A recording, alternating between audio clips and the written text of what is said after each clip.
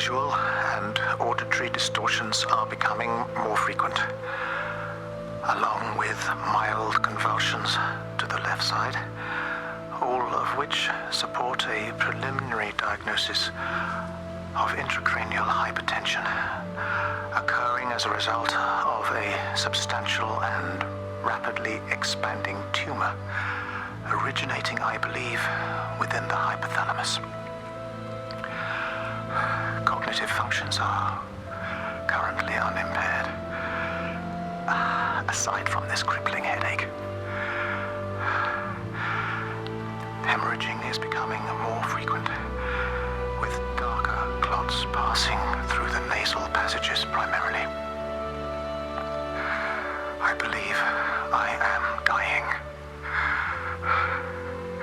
This is certainly not flu or anything else I have ever encountered, and certainly a tumor cannot expand this rapidly. In the blood clots, I see tiny flecks of what looks almost like, if I had to try and find a description, liquid light. I cannot explain this phenomenon.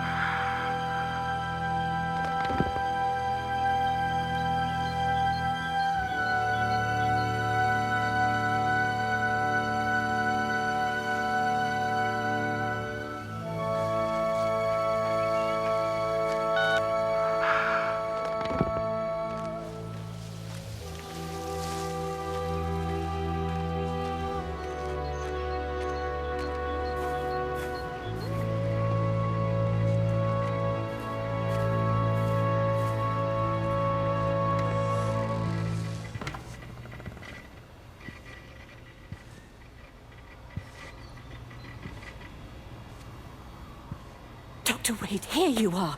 There's a queue of patients a mile long out there. Just send them to the village hall with the others, please, Bob. Doctor, people are scared. Mrs. Gables just called me and said her husband's vanished. She was very frightened. She said there was blood coming up from his ears and his nose. What the hell do you want me to do? Until they lift the quarantine, we're not going anywhere. Just tell them to drink plenty of fluids, stay warm, and follow the instructions on the radio. Dr. Phil, please, you have a duty to your patient. Your nose.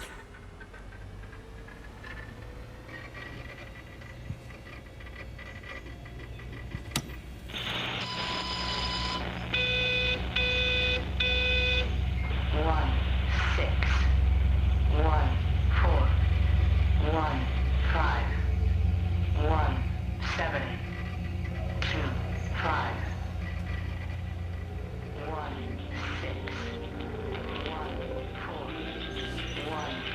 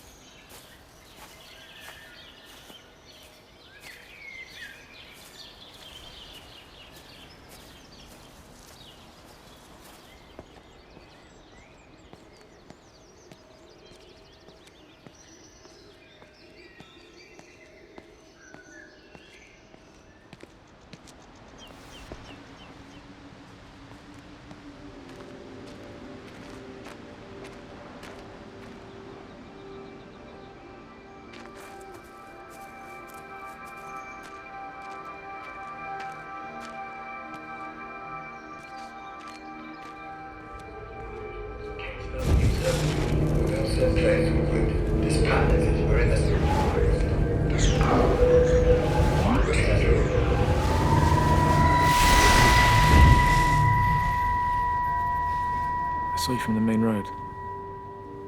Not many people are moving around now.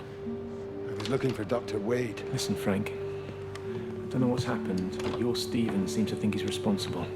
I reckon he is. He said, Kate's still up at the observatory, but the gates are locked. Frank, there's going to be a rescue soon, I'm sure of it. They'll send planes or something. Well, they'll send planes, all right. This pattern of his, we're in the center of it. Which means if they intend to stop it, we're right in the firing line.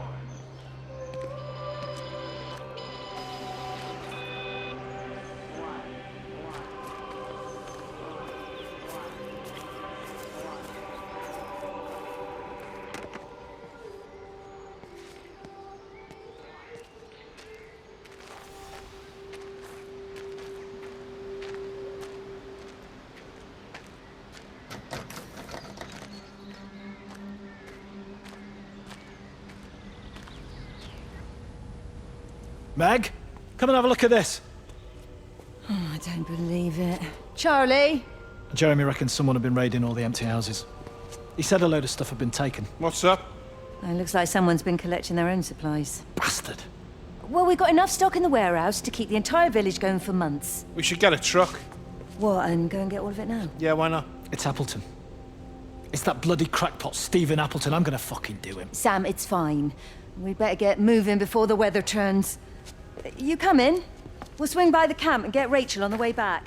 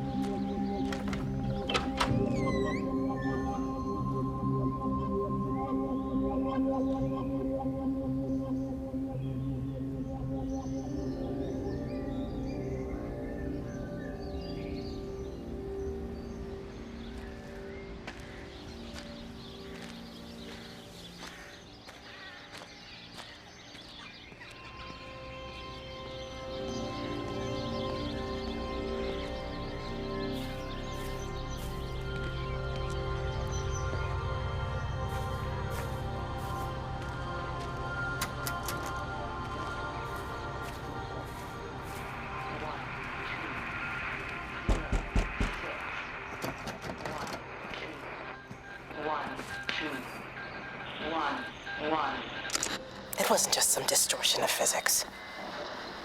I may not understand it yet, but it wasn't an accident. All of the clocks, what happened at Tower 6, it's just not random. There's an effort. An attempt to communicate.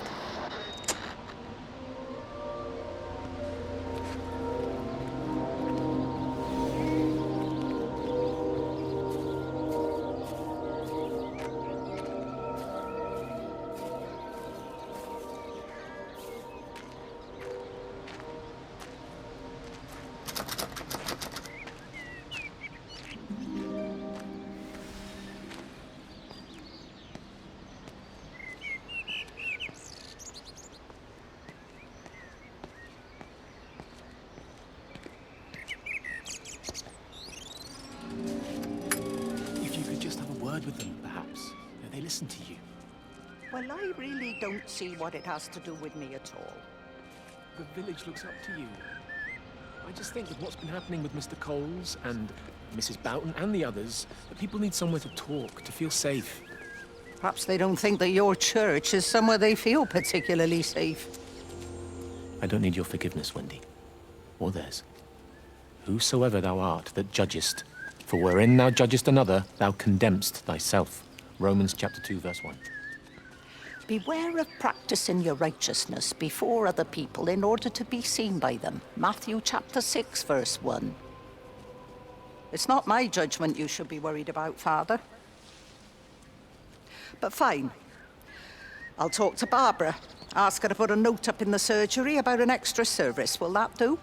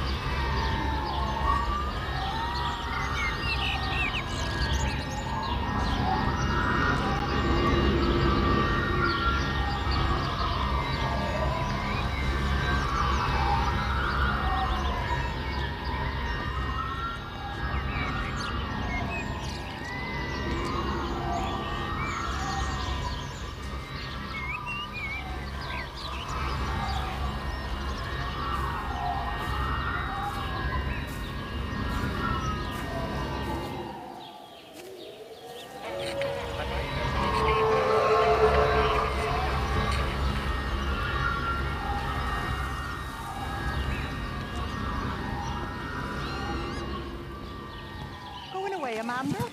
Oh, just for a few days, yeah. First thing in the morning. I don't want the kids to catch this flu if it's going round. It's probably that father, Jeremy, spreading it around while he tries to bully everyone into donations for the summer fete. It seems very quiet in the village, actually, Wendy. Not much bullying to be done. Oh, father, I didn't know you were here. Clearly. Listen, I came up here to tell Amanda that we've had some vandalism in the village. Must be a teenage thing. Tagging, I think they call it. Someone's painting all over doors and things. Little vandals. Well, I'll tell Neil to make sure we're properly locked up when we go. A good man like my Eddie gone. And these thugs and yobs running around defacing property. He gave everything to his country, and look what he got in return, nothing but an early death. He had a good life, Wendy. He had a short life. I look to my birds, father. Lives lived unencumbered, free and simple. That's as God meant things to be.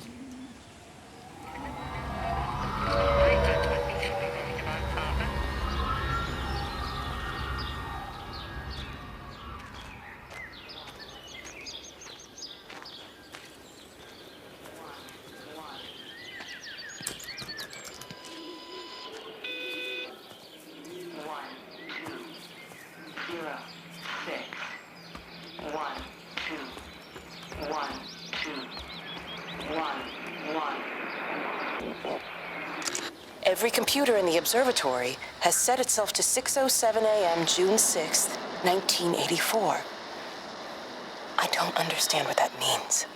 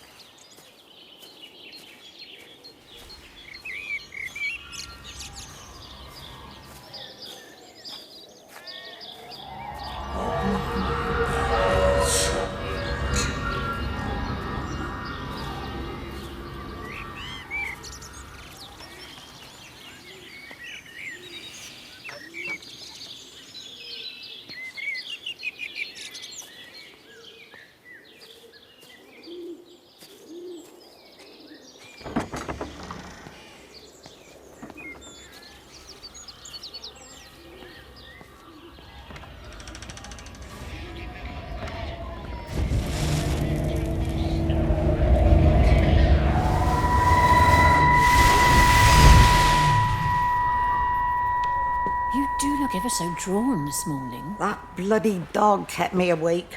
And there was that thing in the sky. The radio says it was an electrical storm, but I don't know what it was. This morning, I found some dead birds in the garden. I'm sorry to hear that. I wonder if it might have had something to do with the atmospheric conditions. Why, Stephen will probably know. I'll give him a call in a bit. Wendy, I've popped around because we've had some incidents with some of the more elderly residents. Mrs. Bout has, well, vanished, for want of a better word. Wandered off somewhere, no doubt. I thought I'd best check and see you're all right. The council are talking about a flu epidemic. Yes, well, I'm not sure it's flu as such. But no headaches, nosebleeds, no joint pains or digestive issues. Dr. Wade, I'm as fit as a fiddle. Go and find some real sick people to look after. And if you see that son of mine, tell him that his mother's looking for him.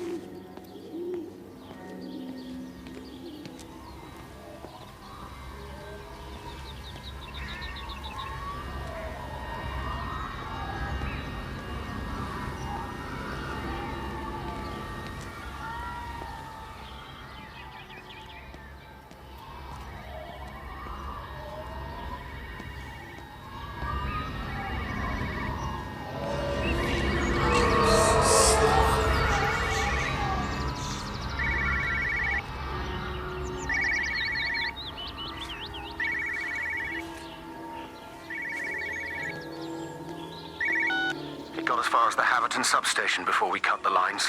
The interchange there just started dialing numbers at random. And the symptoms you're seeing match those we've been tracking here? Sickness, headaches, nosebleeds, eventual hemorrhage, then just light, whatever the hell that means. Then we've got to stop it before it finds another way out of the valley. Clive, you've got to order a strike. What? An airstrike. We have to kill it. No. No, I don't agree. We've quarantined the valley, we've cut the lines, it's contained. What if you're wrong? Are you happy to have that on your conscience? Stephen, I said it's contained.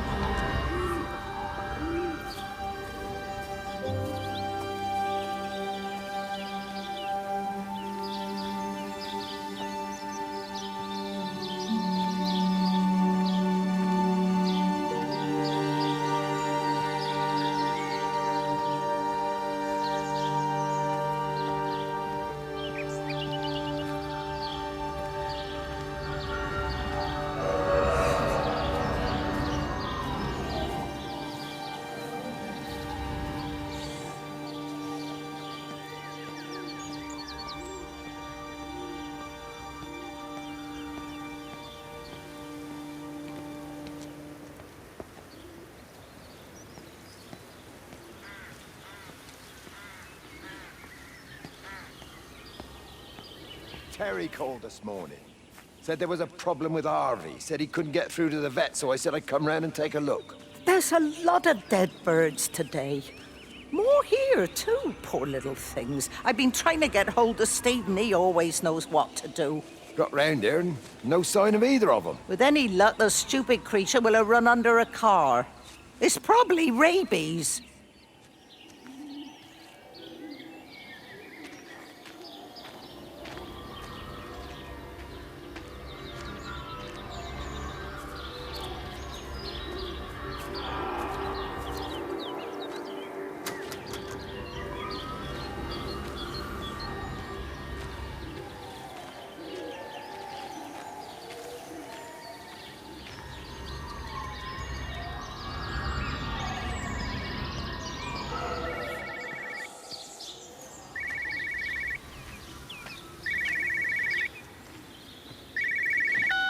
Hello, Frank Appleton. Break a lost cowboy, this is Travelling Sherlock. You copy, over. You daft bugger, Charlie. You don't do it when you're using the phone. You'd take this too seriously, Appleton, I'm telling you. It is serious. It's not larking about.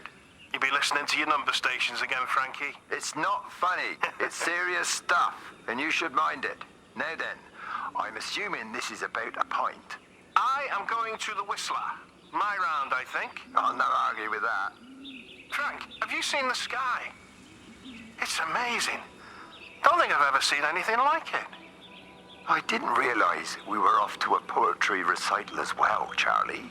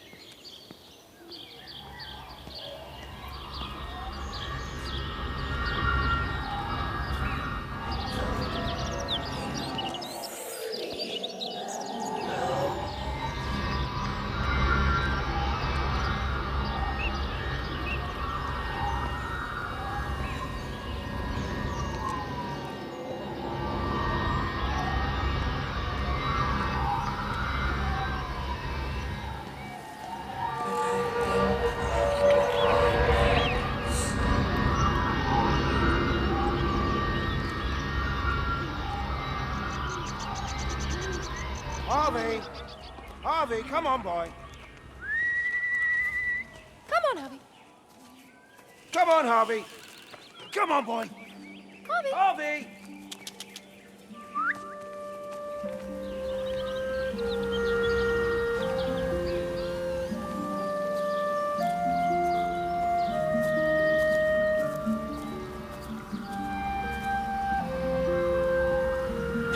Push it. Push the bloody thing. You push it. I told you it would get stuck. Should have just taken the car. This was a stupid idea.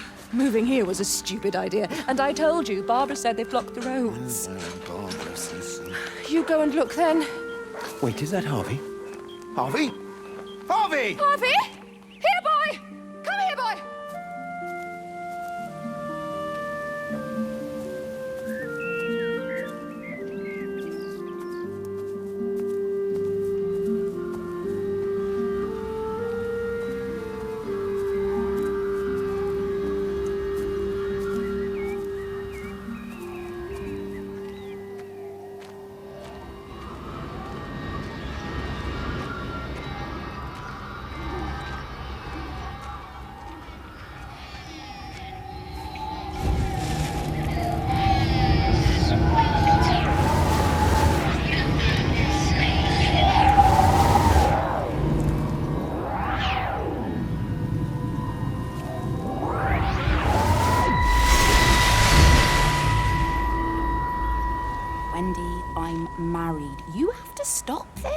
still sweet on you, Elizabeth. He left. It's too late. You loved each other long before she came along. It's just about making things as they should be. Wendy, no. It's not like you won't bump into each other anyway. One drink, what can that hurt? One drink, maybe. Oh, one drink, wonderful.